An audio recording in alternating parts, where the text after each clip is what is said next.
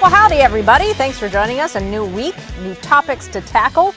And, of course, over the weekend, a huge surprise. Supreme Court Justice Antonin Scalia died, of course, of natural causes in Texas. Busy news weekend. That unexpected death of the 79-year-old conservative justice has raised a lot of questions. The headline grabber, who will President Obama nominate to fill the seat? He's already said he's going to push a nominee before the end of his term, but that's not going to happen without a fight. Senate Majority Leader Mitch McConnell and the GOP calling foul, saying Obama should slow his roll and let the next president do the nominating. That would leave a vital position vacant for a year. All right, so that leads to another huge question. What does the High Court do in the meantime? Chris Rapsky, you've been looking into the caseload that they currently have in front of them right now. Yeah, there's about 30 or so cases left on this particular term. And with Scalia's passing, it changes a lot of things for some of these huge politically divisive cases. So we wanted to take a look at some of those cases specifically and show you how Scalia's passing may have an impact. Here's a look at four big cases before the court right now. Justice Scalia's death could have major implications for half of them. First, abortion. Whole Women's Health versus Cole will be argued next month. This case basically argues abortion clinics have to be within 10 miles of a hospital in Texas.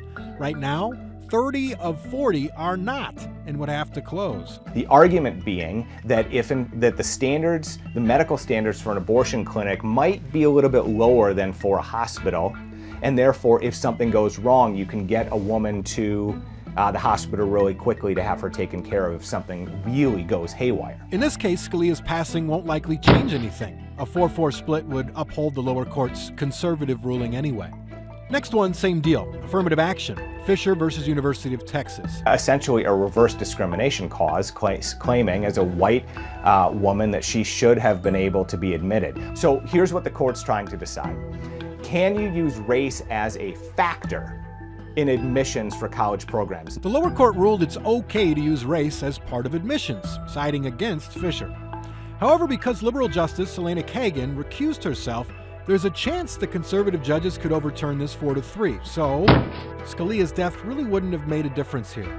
But here's where things could change. Public unions. This case is about whether public employees have to pay union dues even if they don't want to be in the union. This is where Scalia could have made a real impact. What's going to happen now is they're going to tie 4-4. The Ninth Circuit Court of Appeals, which decided this, found in favor of the unions.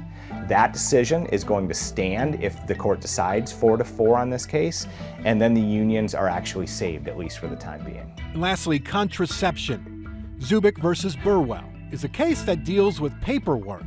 Clear religious institutions like schools and hospitals are already exempt from paying for birth control in their health insurance plans if they choose. This case is over whether they need to file the paperwork for exemption. Another case where Scalia would have made a real difference. That case probably ends up 4-4. And what happens in that case is the lower court decision stands, which actually found in favor of Obamacare.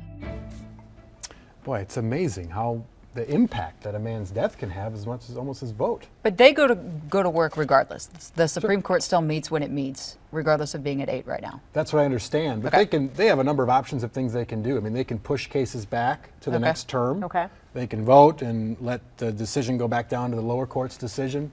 So you were doing research today talking about how long it takes on average to get to appoint a new justice. Right. So on average, throughout the history of the United States, it's taken 25 days from a president's selection to the Senate approving them. An average of 25 days, going back to George Washington. The longest one has taken 125 days. So still to long go a whole before year, his term would to go be a up. whole year Yeah. without appointing a justice would not just be unprecedented, it would be unheard of. Interesting. Times 2.